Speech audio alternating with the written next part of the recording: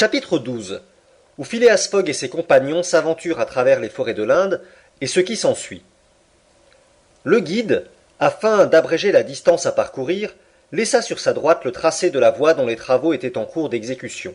Ce tracé, très contrarié par les capricieuses ramifications des monts Vindhyas, ne suivait pas le plus court chemin que Phileas Fogg avait intérêt à prendre. Le Parsi, très familiarisé avec les routes et sentiers du pays, prétendait gagner une vingtaine de miles en coupant à travers la forêt, et on s'en rapporta à lui. Phileas Fogg et Sir Francis Cromarty, enfouis jusqu'au cou dans leur cacolet, étaient fort secoués par le trot raide de l'éléphant auquel son mahout imprimait une allure rapide. Mais ils enduraient la situation avec le flegme le plus britannique, causant peu d'ailleurs, et se voyant à peine l'un l'autre. Quant à Passepartout, posté sur le dos de la bête et directement soumis au coup et au contre-coup, il se gardait bien, sur une recommandation de son maître, de tenir sa langue entre ses dents, car elle eût été coupée nette. Le brave garçon, tantôt lancé sur le cou de l'éléphant, tantôt rejeté sur la croupe, faisait de la voltige comme un clown sur un tremplin.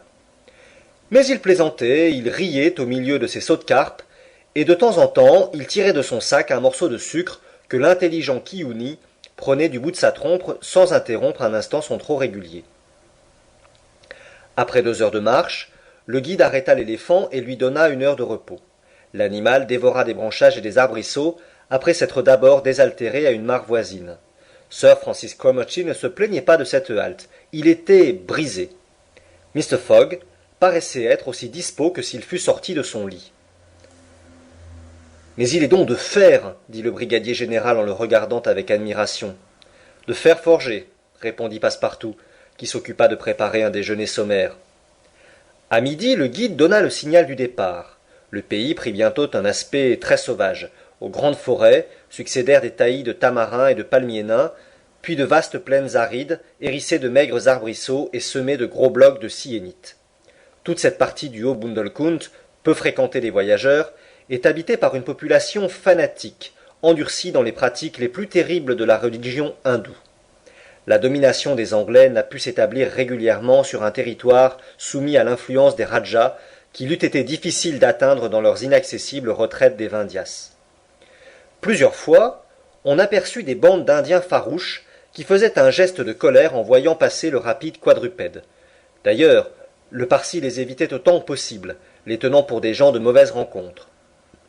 On vit peu d'animaux pendant cette journée, à peine quelques singes qui fuyaient avec 1000 contorsions et grimaces dont s'amusait fort Passepartout. Une pensée au milieu de bien d'autres inquiétait ce garçon. Qu'est-ce que Mr. Fogg ferait de l'éléphant quand il serait arrivé à la station d'Allahabad? L'emmènerait-il? Impossible. Le prix du transport ajouté au prix d'acquisition en ferait un animal ruineux. Le vendrait-on? Le rendrait-on à la liberté? Cette estimable bête méritait bien qu'on eût des égards pour elle. Si par hasard Mr. Fogg lui en faisait cadeau, à lui, Passepartout, il en serait très embarrassé. Cela ne laissait pas de le préoccuper. À 8 heures du soir, la principale chaîne des Vindhyas avait été franchie, et les voyageurs firent halte au pied du versant septentrional, dans un bungalow en ruine. La distance parcourue pendant cette journée était d'environ 25 miles, et il en restait autant à faire pour atteindre la station d'Allahabad. La nuit était froide. À l'intérieur du bungalow, le Parsi alluma un feu de branches sèches, dont la chaleur fut très appréciée. Le souper se composa de provisions achetées à Colby. Les voyageurs mangèrent en gens harassés et moulus. La conversation, qui commença par quelques phrases entrecoupées, se termina bientôt par des ronflements sonores. Le guide veilla près de Kiouni, qui s'endormit debout, appuyé au tronc d'un gros arbre. Nul incident ne signala cette nuit. Quelques rugissements de guépards et de panthères troublèrent parfois le silence, mêlés à des ricanements aigus de singes. Mais les carnassiers s'en tinrent à des cris et ne firent aucune démonstration hostile contre les hôtes du bungalow. Sir Francis Cromarty dormit lourdement comme un brave militaire rompu de fatigue. Passepartout, dans un sommeil agité, recommença en rêve les culbutes de la veille. Quant à Mr. Fogg, il reposa aussi paisiblement que s'il eût été dans sa tranquille maison de Savile Row. À 6 heures du matin, on se remit en marche.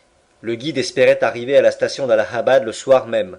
De cette façon, Mr. Fogg ne perdrait qu'une partie des 48 heures économisées depuis le commencement du voyage. On descendit les dernières rampes des Vindhyas. Kiuni avait repris son allure rapide. Vers midi, le guide tourna la bourgade de Kalanger, située sur le Kani, un des sous-affluents du Gange. Il évitait toujours les lieux habités, se sentant plus en sûreté dans ces campagnes désertes qui marquent les premières dépressions du bassin du grand fleuve. La station d'Allahabad n'était pas à 12 miles dans le nord-est. On fit halte sous un bouquet de bananiers, dont les fruits, aussi sains que le pain, aussi succulents que la crème, disent les voyageurs, furent extrêmement appréciés. À 2 heures, le guide entra sous le couvert d'une épaisse forêt qu'il devait traverser sur un espace de plusieurs miles. Il préférait voyager ainsi à l'abri des bois. En tout cas, il n'avait fait jusqu'alors aucune rencontre fâcheuse, et le voyage semblait devoir s'accomplir sans accident. Quand l'éléphant, donnant quelques signes d'inquiétude, s'arrêta soudain. Il était 4 heures alors. Qu'y a-t-il demanda Sir Francis Cromarty, qui releva la tête au-dessus de son cacolet. Je ne sais, mon officier, répondit le Parsi en prêtant l'oreille à un murmure confus qui passait sous l'épaisse ramure. Quelques instants après, ce murmure devint plus définissable. On eût dit un concert encore fort éloigné de voix humaines et d'instruments de cuivre. Passepartout était tout yeux, tout oreille. Mr. Fogg attendait patiemment, sans prononcer une parole. Le Parsi sauta à terre, attacha l'éléphant à un arbre et s'enfonça au plus épais du taillis. Quelques minutes plus tard, il revint, disant « Une procession de brahmanes qui se dirige de ce côté. S'il est possible, évitons d'être vus. » Le guide détacha l'éléphant et le conduisit dans un fourré, en recommandant aux voyageurs de ne point mettre pied à terre. Lui-même se tint prêt à enfourcher rapidement sa monture, si la fuite devenait nécessaire. Mais il pensa que la troupe de fidèles passerait sans l'apercevoir, car l'épaisseur du feuillage le dissimulait entièrement. Le bruit discordant des voix et des instruments se rapprochait, des chants monotones se mêlaient au son des tambours et des cymbales. Bientôt la tête de la procession apparut sous les arbres à une 50aine de pas du poste occupé par Mr. Fogg et ses compagnons. Ils distinguaient aisément à travers les branches le curieux personnel de cette cérémonie religieuse.